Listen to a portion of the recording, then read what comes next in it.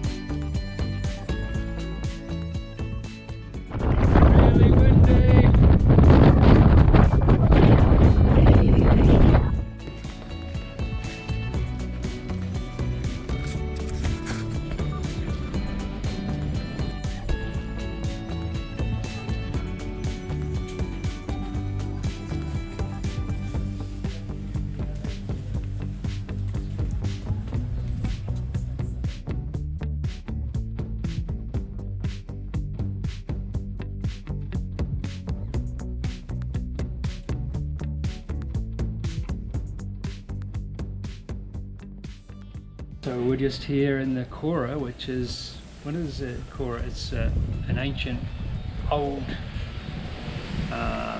village centre. Is that what it really is? Yeah, it's and each island old seems village. each island seems to only have one. Did you enjoy the monastery yesterday? Yeah, even though it was a very hot week, it was I wonder how many steps there were, do you know? hundreds. Yeah. So what do we know about the monastery? There were, how old is it? I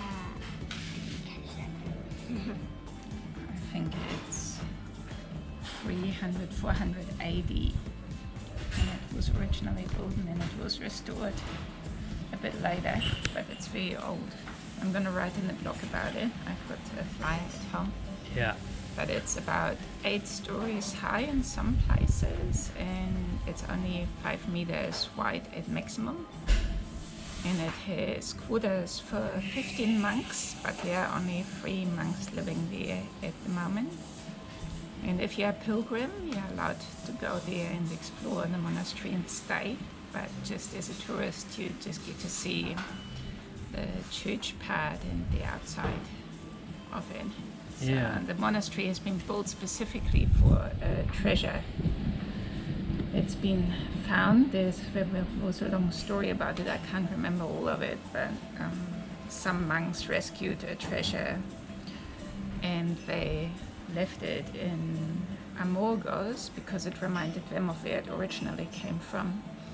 And it lived in a church here for about 30 to 40 years, and then the Amorgian people decided that it needed its own place, so they, for some reason that I don't understand, decided to build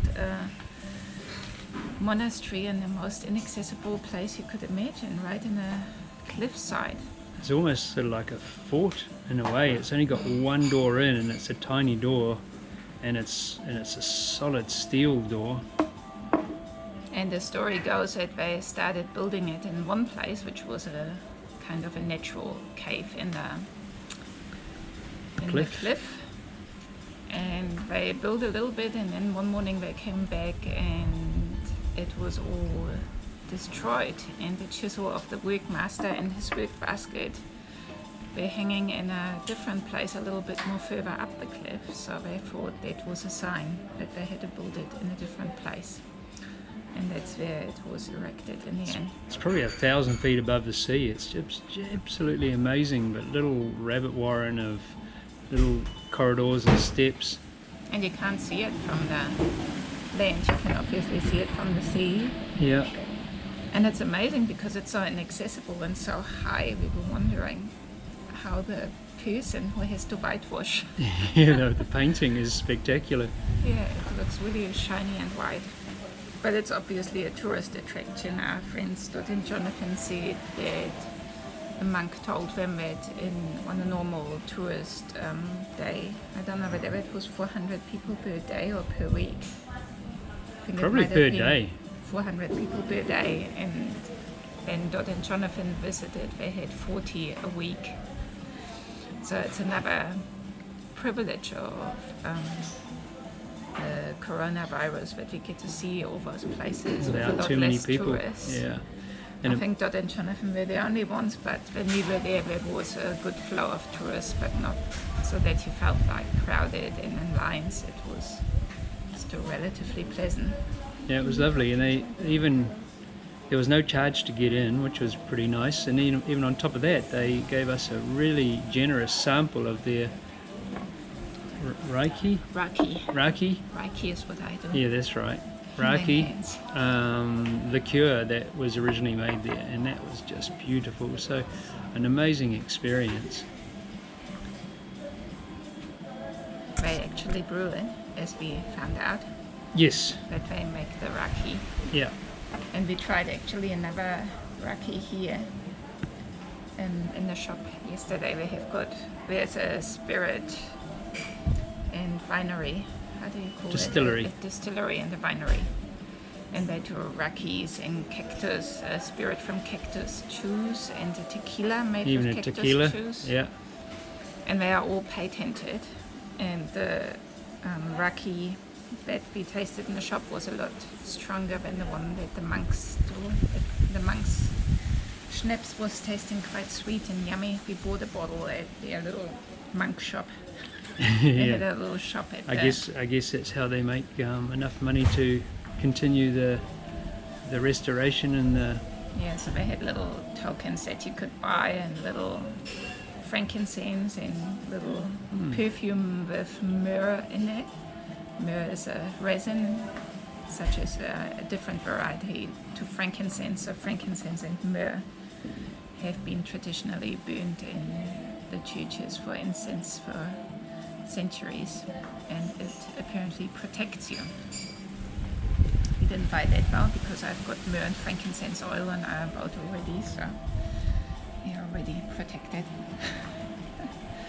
Yeah, so basically the reason why we're here in Amorgos is that we're on the way to Turkey in a bit of a hurry, but what's held us up by fortune is the Meltemi wind is blowing very, very hard, so we've had to stop and take shelter, and it's pointless just sitting around on our boat and dwelling on it, so we're exploring.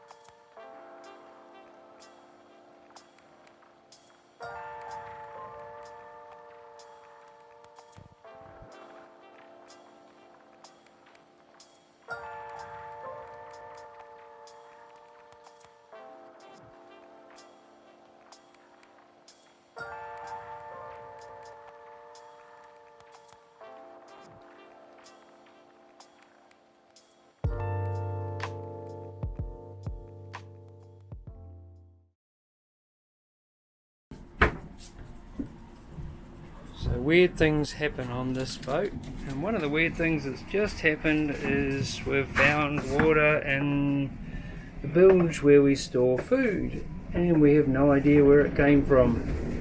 And it's a bilge that's dead dry so far. And it's bilge that's been dry, but so yeah, we keep a bit of tin food in stores, and Nina's just doing a wonderful job of mopping it all up. First taste test, as you do. Tastes salty, but the thing that got water contaminated was a big bag of salt, so we're not sure whether it's seawater or fresh water.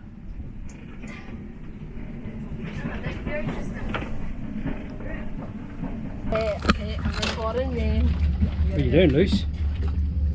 You're happy and safe. The handle, we can pick you up. So it's the first time she swims off the boat, or we're gonna trial how that works. Luca, can you go? Yeah. Go, go! Go! Go, Luce! Go, Luce! Go, go!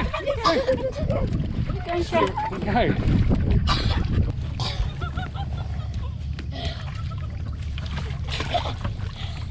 There we go. Please stay away from her so she feels safe. Lulu, how's that? How's that, puppy? Pretty happy.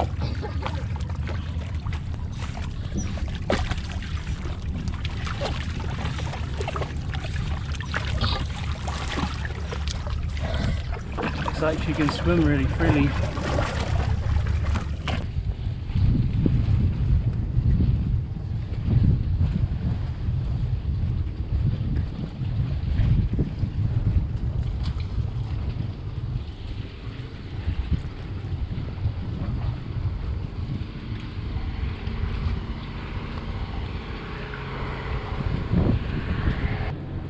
Those of you who know us and have been following us will know our story, and that story is how we sold everything off in New Zealand and put our lives on hold in New Zealand and started a journey which took us halfway around the world to Greece to start our sailing trip around the world. And obviously, along with everything else this year, it ran into some speed bumps with a global pandemic.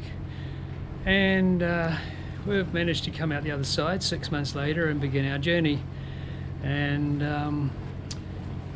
now I've got another little issue on my hands, and I'm wondering if again we might be confronted with something as big or maybe even bigger. Kind of a bit worried. As you may know, Greece doesn't like Turkey.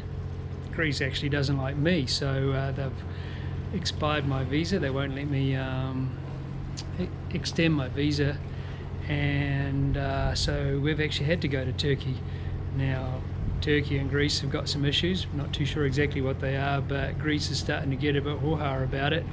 And right outside next to where Polly's parked, we've got a I don't know what you call it, I'll have to look it up. It looks like a destroyer. It's got big guns out the back and the side, and it's got rocket launchers or missile launchers. It's got tons of radar, it's got machine guns. It looks pretty menacing. So I'm just hoping that we get to Turkey and everything calms down, because that's the last thing we need, sailing ourselves into a war zone.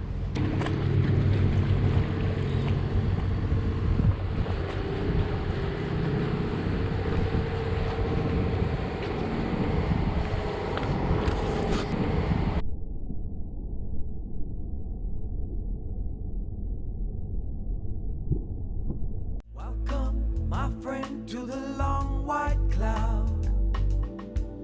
All that